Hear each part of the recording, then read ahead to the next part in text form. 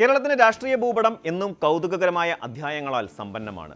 ലോകത്താദ്യമായി ബാലറ്റിലൂടെ ഒരു കമ്മ്യൂണിസ്റ്റ് സർക്കാർ അധികാരത്തിൽ വന്ന മണ്ണാണിത്. എന്നാൽ ആ കമ്മ്യൂണിസ്റ്റ് കരുത്തിന് വെല്ലുവിളി ഉയർത്തിക്കൊണ്ട് കേരളത്തിന്റെ സാമൂഹികവും രാഷ്ട്രീയവുമായ വികാസത്തിന് അടിത്തറ പാകിയതിൽ ഇന്ത്യൻ നാഷണൽ കോൺഗ്രസ് വഹിച്ച പങ്ക് വിസ്മരിക്കാനാവില്ല. 1957 മുതൽ ഇന്ന് വരെയുള്ള കേരള ചരിത്രം പരിശോധിച്ചാൽ കോൺഗ്രസ് പലപ്പോഴും അധികാരത്തിന്റെ ചതുരംഗക്കളത്തിൽ വിട്ടുവീഴ്ചകൾക്കും പരീക്ഷണങ്ങൾക്കും തയ്യാറായ ഒരു വലിയ പ്രസ്ഥാനമാണെന്ന് നമുക്ക് കാണാം.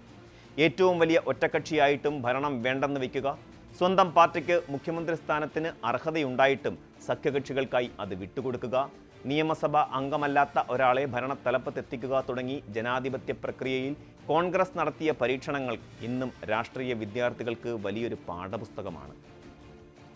കേരളത്തിലെ കോൺഗ്രസ് മുഖ്യമന്ത്രിമാരുടെ നിരയിൽ ആദ്യമായി സ്മരിക്കപ്പെടേണ്ട വ്യക്തിത്വമാണ് ആർ ശങ്കറിൻ്റേത്. 1962 മുതൽ 1964 വരെയുള്ള ചുരുങ്ങിയ കാലയളവിൽ അദ്ദേഹം കേരളത്തിൻ്റെ മുഖ്യമന്ത്രിയായി സേവനമനുഷ്ഠിച്ചു. വിമോചന സമരത്തിന് ശേഷമുള്ള രാഷ്ട്രീയ കലുഷിതമായ അന്തരീക്ഷത്തിൽ സംസ്ഥാനത്തെ നയിക്കാൻ അദ്ദേഹത്തിന് സാധിച്ചു. ഈഴവ സമുദായത്തിൽ നിന്നുള്ള ആദ്യ മുഖ്യമന്ത്രി എന്ന നിലയിലും സാമൂഹിക പരിഷ്കർത്താവ് എന്ന നിലയിലും ആർ ശങ്കർ അടയാളപ്പെടുത്തിയ പാതകൾ വലുതാണ്. എന്നാൽ അക്കാലത്ത് കോൺഗ്രസിനുള്ളിലുണ്ടായ ആഭ്യന്തര തർക്കങ്ങൾ അദ്ദേഹത്തിൻ്റെ സർക്കാരിന് പൂർണ്ണ കാലാവധി തികയ്ക്കാൻ തടസ്സമായി. ഭരണഘടനയുടെ അന്തസത്ത കാത്തുസൂക്ഷിച്ചുകൊണ്ട് തന്നെ പാർട്ടിക്കുള്ളിലെ പടലപ്പിണക്കങ്ങളെ നേരിടേണ്ടി വന്ന ഒരു ഭരണാധികാരിയായിരുന്നു അദ്ദേഹം. ആർ ശങ്കറിന് ശേഷം നീണ്ട വർഷങ്ങൾ കോൺഗ്രസിന് കേരളത്തിൽ തനിച്ചോ അല്ലെങ്കിൽ പ്രധാന കക്ഷിയായോ മുഖ്യമന്ത്രി പദവിയിൽ എത്താൻ കാത്തിരിക്കേണ്ടി വന്നു. കേരള രാഷ്ട്രീയത്തെ കെ കരുണാകരൻ മുമ്പും ശേഷവും എന്ന് രണ്ടായി തിരിക്കാം. ലീഡർ എന്ന വിളിപ്പേരിൽ അറിയപ്പെട്ട അദ്ദേഹം ഇന്ത്യൻ രാഷ്ട്രീയത്തിലെ തന്നെ അതികായനായിരുന്നു. 1977 ആദ്യമായി മുഖ്യമന്ത്രിയായ അദ്ദേഹം പിന്നീട് 4 വ്യത്യസ്ത കാലയളവുകളിൽ കേരളത്തെ നയിച്ചു. കോൺഗ്രസ് പ്രസ്ഥാനത്തെ കേരളത്തിൽ ഒരു കേഡർ പാർട്ടിയുടെ കരുത്തിലേക്ക് വളർത്തിയത് കരുണാകരനാണ്.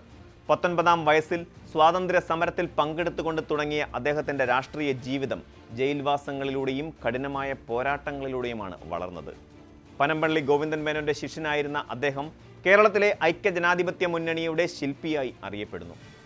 വിവിധ കക്ഷികളെ ഒരു കുടക്കീഴിൽ കൊണ്ടുവന്ന് സുസ്ഥിരമായ ഒരു ഭരണ സംവിധാനമൊരുക്കാൻ അദ്ദേഹത്തിന് പ്രത്യേക കഴിവുണ്ടായിരുന്നു. നെഹ്റു കുടുംബവുമായുള്ള അദ്ദേഹത്തിൻ്റെ അടുത്ത ബന്ധം ദേശീയ രാഷ്ട്രീയത്തിൽ പോലും അദ്ദേഹത്തിന് വലിയ സ്വാധീനം നൽകി. ഇന്ദിരാഗാന്ധിയുടെ വിശ്വസ്തനായിരുന്ന അദ്ദേഹം രാജ്യസഭയിലും ലോക്സഭയിലും അംഗമാവുകയും കേന്ദ്ര വ്യവസായ മന്ത്രിയായി സേവനമനുഷ്ഠിക്കുകയും ചെയ്തു. കേരളത്തിൻ്റെ അടിസ്ഥാന സൗകര്യ വികസനത്തിൽ കരുണാകരൻ വഹിച്ച പങ്ക് വളരെ വലുതാണ്. കൊച്ചി അന്താരാഷ്ട്ര വിമാനത്താവളം, ഗോശ്രീ പാലങ്ങൾ, കലൂർ സ്റ്റേഡിയം തുടങ്ങിയവ അദ്ദേഹത്തിൻ്റെ ദീർഘവീക്ഷണത്തിൻ്റെ ഫലങ്ങളാണ്. എന്നാൽ രാജൻ കേസ് പോലെയുള്ള വിവാദങ്ങൾ അദ്ദേഹത്തിൻ്റെ രാഷ്ട്രീയ ജീവിതത്തിൽ വലിയ തിരിച്ചടികളുണ്ടാക്കി. എന്നിരുന്നാലും തന്ത്രജ്ഞനായ ഒരു രാഷ്ട്രീയക്കാരൻ എന്ന നിലയിൽ പ്രതിസന്ധികളെ അതിജീവിച്ച് വീണ്ടും അധികാരത്തിൽ തിരിച്ചെത്താൻ അദ്ദേഹത്തിന് സാധിച്ചു. കേരളത്തിൻ്റെ കോൺഗ്രസിൻ്റെ അനിഷേധ്യ നേതാവായി അദ്ദേഹം ദീർഘകാലം അങ്ങനെ നിലകൊണ്ടു. കെ കരുണാകരൻ്റെ രാഷ്ട്രീയ ശൈലിയിൽ നിന്ന് തികച്ചും വ്യത്യസ്തനായിരുന്നു AK ആന്റണി. ആദർശശുദ്ധിയും ലാളിത്യവും കൈമുതലാക്കിയ അദ്ദേഹം 37-ാം വയസ്സിൽ മുഖ്യമന്ത്രിയായപ്പോൾ ഇന്ത്യയിലെ തന്നെ ഏറ്റവും പ്രായം കുറഞ്ഞ മുഖ്യമന്ത്രി എന്ന റെക്കോർഡ് സ്വന്തമാക്കി. 1977 കരുണാകരൻ രാജിവെച്ച ഒഴിവിലാണ് ആന്റണി ആദ്യമായി അധികാര കസേരയിലെത്തുന്നത്. അധികാരത്തോടുള്ള ആർത്തിയില്ലാത്ത നേതാവായി അദ്ദേഹം എന്നും അറിയപ്പെട്ടു. ഇന്ദിരാഗാന്ധിയുടെ നിലപാടുകളോട് വിയോജിച്ച് മുഖ്യമന്ത്രി സ്ഥാനം രാജിവെച്ച അദ്ദേഹത്തിൻ്റെ നടപടി അക്കാലത്ത് വലിയ ചർച്ചയായിരുന്നു. പിന്നീട് 1995-ലും 2001-ലും അദ്ദേഹം വീണ്ടും കേരളത്തിൻ്റെ മുഖ്യമന്ത്രിയായി ചുമതലയേറ്റെടുത്തു. ചാരായ നിരോധനം പോലെയുള്ള വിപ്ലവകരമായ തീരുമാനങ്ങൾ ആന്റണി സർക്കാരിൻ്റെ കാലത്താണ് ഉണ്ടായത്. ഗ്രൂപ്പ് രാഷ്ട്രീയത്തിന് അതീതനായി പൊതുസമ്മതനായി മാറാൻ അദ്ദേഹത്തിന് കഴിഞ്ഞെങ്കിലും പാർട്ടിക്കുള്ളിലെ വിഭാഗീയത പലപ്പോഴും അദ്ദേഹത്തിൻ്റെ ഭരണത്തെയും ബാധിച്ചിരുന്നു. രാഷ്ട്രീയത്തിൽ ധാർമ്മികതയ്ക്ക് വലിയ സ്ഥാനമുണ്ടെന്ന് തൻ്റെ ജീവിതത്തിലൂടെ കാണിച്ചു തന്ന നേതാവാണ് ആന്റണി. കേരളം കണ്ട ഏറ്റവും ജനകീയനായ മുഖ്യമന്ത്രിമാരിൽ ഒരാളാണ് ഉമ്മൻചാണ്ടി. പുതുപ്പള്ളി എന്ന തൻ്റെ തട്ടകത്തിൽ നിന്ന് തുടങ്ങി കേരളമാകെ പടർന്ന വലിയൊരു ജനമുന്നേറ്റമായിരുന്നു അദ്ദേഹം. 2004-ലും 2011-ലും അദ്ദേഹം മുഖ്യമന്ത്രിയായി. ജനസമ്പർക്ക പരിപാടി എന്നതിലൂടെ ഭരണകൂടത്തെ ജനങ്ങളിലേക്ക് നേരിട്ടെത്തിക്കാൻ അദ്ദേഹത്തിന് സാധിച്ചു. മണിക്കൂറുകളോളം ജനങ്ങൾക്കിടയിൽ ചിലവഴിച്ച് അവരുടെ പരാതികൾക്ക് തത്സമയം പരിഹാരം കാണുന്ന ശൈലി അന്താരാഷ്ട്ര തലത്തിൽ പോലും ശ്രദ്ധിക്കപ്പെട്ടു. വികസനവും കരുതലും എന്നതായിരുന്നു അദ്ദേഹത്തിൻ്റെ ഭരണമന്ത്രം. കൊച്ചി മെട്രോ, വിഴിഞ്ഞം തുറമുഖം, കണ്ണൂർ വിമാനത്താവളം തുടങ്ങിയ വൻകിട പദ്ധതികൾക്ക് ജീവൻ നൽകുന്നതിൽ അദ്ദേഹം നിർണായക പങ്കുവഹിച്ചു. സോളാർ വിവാദം പോലെയുള്ള കഠിനമായ രാഷ്ട്രീയ വെല്ലുവിളികൾ നേരിട്ടപ്പോഴും ജനങ്ങൾക്കിടയിൽ പ്രവർത്തിക്കുന്നതിൽ അദ്ദേഹം വിമുഖത കാണിച്ചില്ല. ഉമ്മൻചാണ്ടിയുടെ വിയോഗം കേരളത്തിലെ കോൺഗ്രസ് രാഷ്ട്രീയത്തിൽ നികത്താനാവാത്ത ഒരു വിടവാണ് സൃഷ്ടിച്ചത്. കേരളത്തിൽ കോൺഗ്രസ് പലപ്പോഴും അധികാരത്തിന് വേണ്ടി അന്ധമായി വാദിച്ചിട്ടില്ല എന്നതിന് ചരിത്രം സാക്ഷിയാണ്. 1960കളിൽ പട്ടം താണുപിള്ളയെ മുഖ്യമന്ത്രിയാക്കാൻ കോൺഗ്രസ് കാണിച്ച സന്നദ്ധത ഇതിനുദാഹരണമാണ്. PSP നേതാവായിരുന്ന പട്ടം താണുപിള്ളയ്ക്ക് മുഖ്യമന്ത്രി സ്ഥാനം നൽകിക്കൊണ്ട് കമ്മ്യൂണിസ്റ്റ് ഭരണത്തിന് തടയിടാനാണ് കോൺഗ്രസ് അന്ന് ശ്രമിച്ചത്. അതുപോലെ തന്നെ CH മുഹമ്മദ് കോയയെ മുഖ്യമന്ത്രിയാക്കാൻ പിന്തുണ നൽകിയപ്പോഴും കോൺഗ്രസ് തങ്ങളുടെ താൽപ്പര്യങ്ങളെക്കാൾ മുന്നണി ബന്ധങ്ങൾക്കാണ് പ്രാധാന്യം നൽകിയത്. ഭൂരിപക്ഷം ഉണ്ടായിരുന്നിട്ടും മുഖ്യമന്ത്രി സ്ഥാനം മറ്റു പാർട്ടികൾക്ക് നൽകുക എന്നത് ഒരു രാഷ്ട്രീയ തന്ത്രം എന്നതിനേക്കാൾ ജനാധിപത്യപരമായ വിട്ടുവീഴ്ചയായും കാണാവുന്നതാണ്.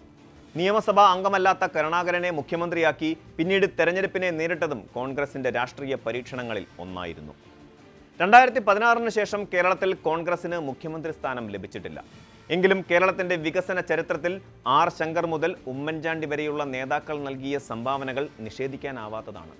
ഇന്ന് കേരളം കൈവരിച്ച വിദ്യാഭ്യാസ ആരോഗ്യ മേഖലകളിലെ നേട്ടങ്ങൾക്കും വിപ്ലവകരമായ മാറ്റങ്ങൾക്കും പിന്നിൽ കോൺഗ്രസ് സർക്കാരുകളുടെ ദീർഘവീക്ഷണമുണ്ടായിരുന്നു. മുന്നണി സംവിധാനത്തെ ഏകോപിപ്പിച്ചു കൊണ്ടുപോകുക എന്ന വെല്ലുവിളി ഏറ്റെടുക്കുമ്പോഴും സ്വന്തം പാർട്ടിക്കുള്ളിലെ ഗ്രൂപ്പ് തർക്കങ്ങൾ പരിഹരിക്കുക എന്നതാണ് കോൺഗ്രസ് നേരിടുന്ന ഏറ്റവും വലിയ പ്രതിസന്ധി. ചരിത്രത്തിൽ പലതവണ തകർന്നു എന്ന് കരുതിയിടത്തു നിന്നും അതിശക്തമായി തിരിച്ചുവന്ന പാരമ്പര്യമാണ് കോൺഗ്രസിനുള്ളത്. കേരളത്തിലെ രാഷ്ട്രീയ ചരിത്രം പരിശോധിക്കുമ്പോൾ കോൺഗ്രസ് മുഖ്യമന്ത്രിമാർ കേവലം ഭരണാധികാരികൾ മാത്രമായിരുന്നില്ല, മറിച്ച് ഓരോ കാലഘട്ടത്തിലെയും സാമൂഹിക മാറ്റങ്ങളുടെ ചാലക ശക്തികൾ കൂടിയായിരുന്നു. ലീഡർ കരുണാകരന്റെ വികസന തന്ത്രങ്ങളും ആന്റണിയുടെ ആദർശ രാഷ്ട്രീയവും ഉമ്മൻചാണ്ടിയുടെ ജനകീയ ഇടപെടലുകളും കേരളത്തിന്റെ പൊതുബോധത്തിൽ ഇന്നും സജീവമാണ്. പുതിയ കാലഘട്ടത്തിലെ വെല്ലുവിളികളെ നേരിടാൻ പ്രാപ്തിയുള്ള പുതിയ നേതൃനിരയെ വളർത്തിയെടുക്കുക എന്നതാവും വരും വർഷങ്ങളിൽ കോൺഗ്രസ് നേരിടുന്ന പ്രധാന ദൗത്യം. അധികാരത്തിന്റെ മാറ്റുരയ്ക്കപ്പെടുന്ന നിയമസഭാ വേദിയിൽ കോൺഗ്രസ് ഇനിയും പുതിയ പരീക്ഷണങ്ങൾക്കും വിജയങ്ങൾക്കും തയ്യാറെടുക്കുന്നു എന്നതാണ് കേരള രാഷ്ട്രീയത്തെ സജീവമാക്കി നിർത്തുന്നത്. വരാനിരിക്കുന്ന തെരഞ്ഞെടുപ്പ് ബലവും രാഷ്ട്രീയ ചലനങ്ങളും ഈ ചരിത്രത്തിന്റെ തുടർച്ച മാത്രമായിരിക്കും. കൂടുതൽ വാർത്തകൾക്ക് News 18 Keralam YouTube channel subscribe ചെയ്യുക.